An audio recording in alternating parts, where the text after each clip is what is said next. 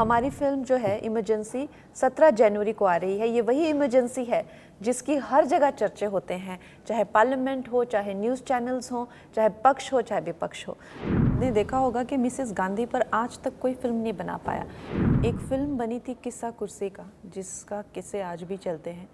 आखिर में उन लोगों आत्महत्या डायरेक्टर को करनी पड़ गई थी। कई चीज़ों का सामना करना पड़ा, फिर संघर्ष रहा, चाहे स्टूडियोज़ को लेकर हुआ हो या फंड्स को लेकर रहा हो। इमरजेंसी लगाई क्यों थी उन्होंने, तो वो क्या केस था, क्या हुआ था, ये सब फिल्म अब आपको देखनी चाहिए। This will be one of the finest films made on any political subject. आज आप इंदिरा गांधी को देखते हैं पर्दे पर, मतलब शी एज इंदिरा गांधी, वो हमें लगता है अरे ये तो कर दिया, but it's not that easy. मेरे लिए बहुत ज़रूरी था कि अगर अनुपम जी फिल्म नहीं करते तो मैं शायद फिल्म ही नहीं बनाती। जॉर्ज फर्नांडिस एंड ऑल की तो हड्डियां भी तोड़ दी थी, तो और उन्होंने सारी उम्र वो सहा है फिर जो उनकी हालत। और जयप्रकाश नारायण की भी अगर असमय मृत्यु हुई तो वो भी जेल में अत्यधिक टॉर्चर होने से हुई थी। बहुत संघर्ष रहा।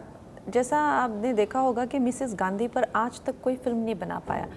एक इंस्पायर्ड बोलना, नाम कुछ रख देना या इस तरह से तो बने हैं कुछ कुछ किस्सों पर, लेकिन एक इंटायरिटी पे अगर आप देखें तो कोई मिसेस गांधी पे फिल्म नहीं बना पाया।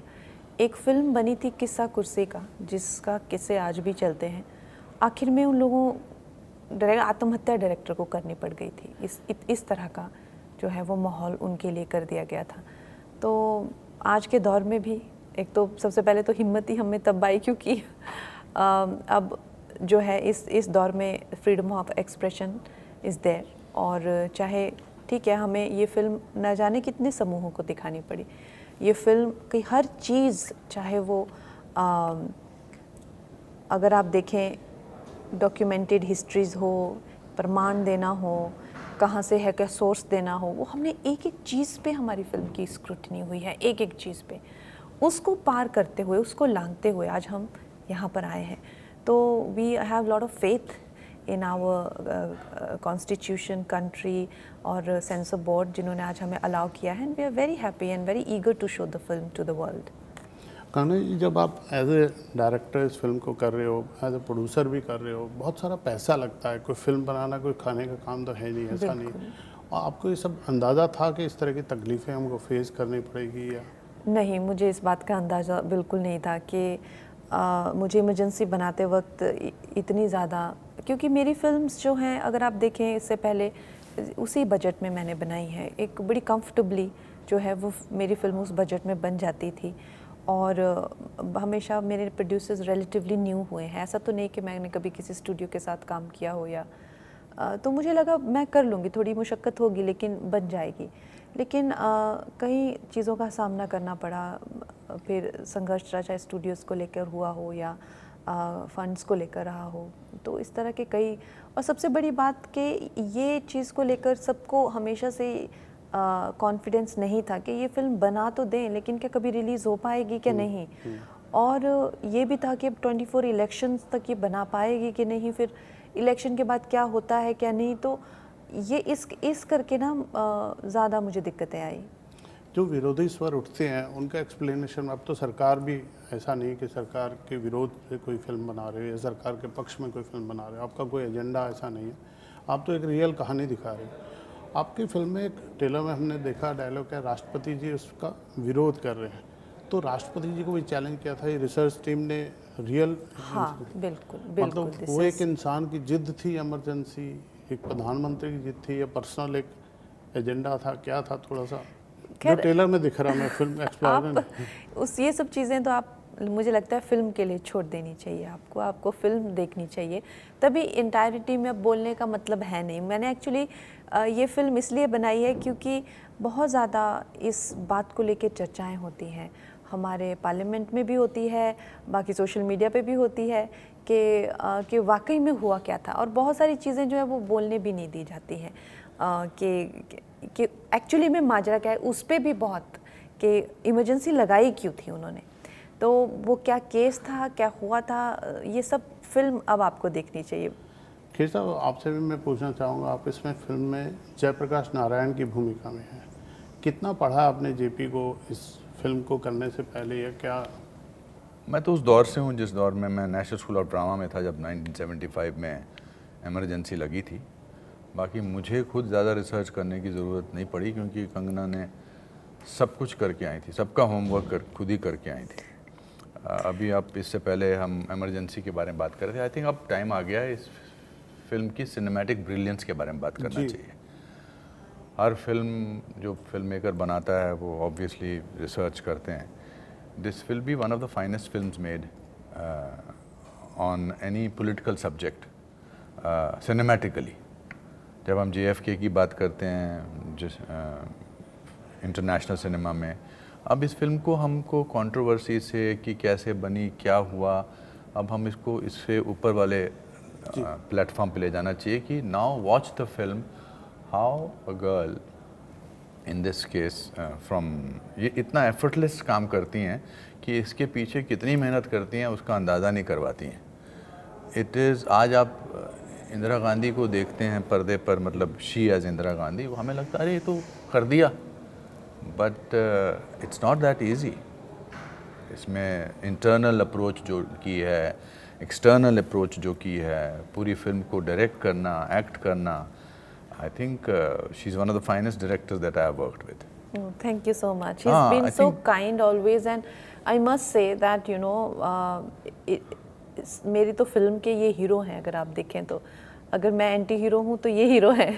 तो मेरे लिए बहुत ज़रूरी था कि अगर अनुपम जी फिल्म नहीं करते तो मैं शायद फिल्म ही नहीं बनाती, क्योंकि to have his personality on screen and इनका जो फेस है, इनके फेस पे जो एक ऑनेस्टी है, जो ईमानदारी है, आप भी खुद समझेंगे कि अगर इस वक्त पे अगर ये नहीं तो कौन जयप्रकाश नारायण जी बन सकते हैं। इतने वो बड़े किरदार हैं और पॉलिटिक्स में सब उनको जानते हैं, लेकिन उनको भी जो है वो एक गुमनामी के अंधेरे में धकेल दिया गया। कोई उनका अंश बाहर नहीं आने दिया, कोई जैसे और नेताओं के साथ में किया। तो ये चीज़ भी इमरजेंसी से हमें पता चलती है कि कैसे कैसे दिग्गज नेता हुए जिनका आज हम नाम तक नहीं जानते हैं। और वो हमारे हीरो थे।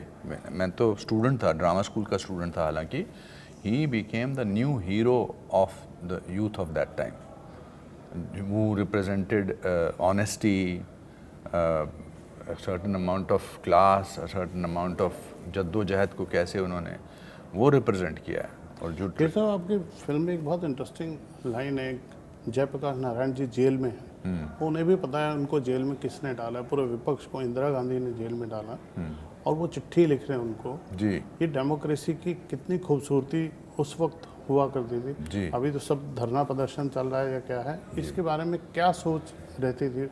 I think dignity was a very important उस समय। जिस डिग्निटी से जयप्रकाश नारायण जी ने इसको पूरे मुद्दे को उठाया था, या आई थिंक वो उनकी खुद की क्लास बताती थी। और आपको पता है ये वाकई में ये हमारे पास डॉक्यूमेंटेड लेटर है जयप्रकाश नारायण का, हमारे पास क्या, आपको अवेलेबल मिल जाएगा। उन्होंने इतना खूबसूरत लेटर प्रधानमंत्री जी को लिखा था। हम तो खैर वो इतने 8-9 पन्ने का नहीं बता सकते हैं, उन्होंने 8-9 पन्ने, उस टाइम पे वो बहुत लिखते थे ना, लेटर्स बहुत एक दूसरे को लिखते थे, लेकिन वो 8-9 पन्ने का लेटर पढ़ेंगे आप तो आपको इतनी हैरानी होगी कि इतने गंभीर जो स्थिति है, जो कि इनका ऐसा रिमांड हो रहा था उस टाइम पे। आप सोच सकते हैं कि जॉर्ज फर्नांडिस एंड ऑल की तो हड्डियां भी तोड़ दी थी, और उन्होंने सारी उम्र वो सहा है फिर जो उनकी हालत। और जयप्रकाश नारायण की भी अगर असमय मृत्यु हुई तो वो भी जेल में अत्यधिक टॉर्चर होने से हुई थी।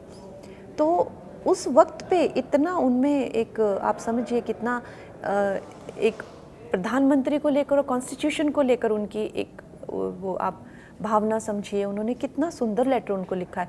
शायद उन शब्दों को हम पूरा अगर आप तो आपकी आंखों में भी आंसू आ जाएगा कि उनको इतने अच्छे से समझा रहे हैं हर चीज़, और कहीं भी कोई भी कड़वाहट फिर भी नहीं आपको। तो इस तरह के वो महान व्यक्तित्व थे। आपकी लुक्स की भी बहुत तारीफ हो रही है, इतना अच्छा मेकअप, इतना अच्छा, आपने आवाज़ पे भी बहुत काम किया है। किसको इसका श्रेय देना चाहेंगे? क्या हमारे जो प्रोस्थेटिक आर्टिस्ट हैं डेविड, वो he is the right now the best in the world. उन्होंने डार्केस्ट आवर में उनको ऑस्कर अवार्ड्स मिला, गैरी ओल्डमैन की ट्रांसफॉर्मेशन जो चर्चिल में की। तो हमारी छोटा सा देश है, हमारे छोटे छोटे बजट होते हैं, इतनी बड़े लेवल पे हम लोग फिल्में बनाए नहीं सकते हैं, और ख़ासकर नए डायरेक्टर्स के लिए और भी मुश्किल होता है। और फिर पॉलिटिकल ड्रामा हो या एक, जैसे मैंने कहा, एक बूढ़ी औरत की कहानी, तो उसके लिए फिर और कम। लेकिन आई वुड से कि हमने किसी भी डिपार्टमेंट में कोई भी कसर नहीं छोड़ी है। दिस इज़, चाहे वो फोटोग्राफी हो, चाहे वो छोटी से छोटी चीज़ में, मतलब I have really got the best in the world for everything. चलिए, जो आपके फैंस ने इतना इंतज़ार किया, आप खुद बता दीजिए कब आ रही है फिल्म अभी फाइनली, और क्यों देखने जाएं? हमारी फिल्म जो है इमरजेंसी 17 जनवरी को आ रही है। ये वही इमरजेंसी है जिसकी हर जगह चर्चे होते हैं, चाहे पार्लियामेंट हो, चाहे न्यूज़ चैनल्स हो, चाहे पक्ष हो, चाहे विपक्ष हो। तो ये क्या माजरा था और क्या हुआ था और क्यों हुआ था और उसके बाद क्या हुआ, ये जानने के लिए 17 जनवरी को अपने परिवार के साथ जाएं। और 26 जनवरी के ही पहले का वीकेंड है, तो देश प्रेम की भावना को से भी आप ओतप्रोत हो जाएंगे जब ये फिल्म देखेंगे। खैर साहब, आप भी धन्यवाद। नहीं, मेरे हिसाब से ये ऐतिहासिक रूप से तो बहुत इम्पोर्टेंट फिल्म है ही, लेकिन सिनेमैटिक पॉइंट ऑफ व्यू से भी ये बहुत इम्पोर्टेंट फिल्म है। इन्होंने इससे पहले जितनी भी फिल्में की हैं, इनका काम हमेशा अच्छा रहा है। इस फिल्म में इन्होंने डायरेक्टर, एक्टर, हमसे भी जो काम निकलवाया है, और जो कलाकार इस समय यहाँ नहीं हैं, उनकी तरफ से भी बोलना चाहूँगा कि this is one of the finest films you will see this year. और इसकी शुरुआत आप 17 जनवरी से करिए। इमरजेंसी थिएटर्स में देश विदेश में ये फिल्म रिलीज़ हो रही है, ज़रूर देखिए। चलिए, ऑल द बेस्ट, आपको बहुत शुभकामनाएं। Thank you. यू।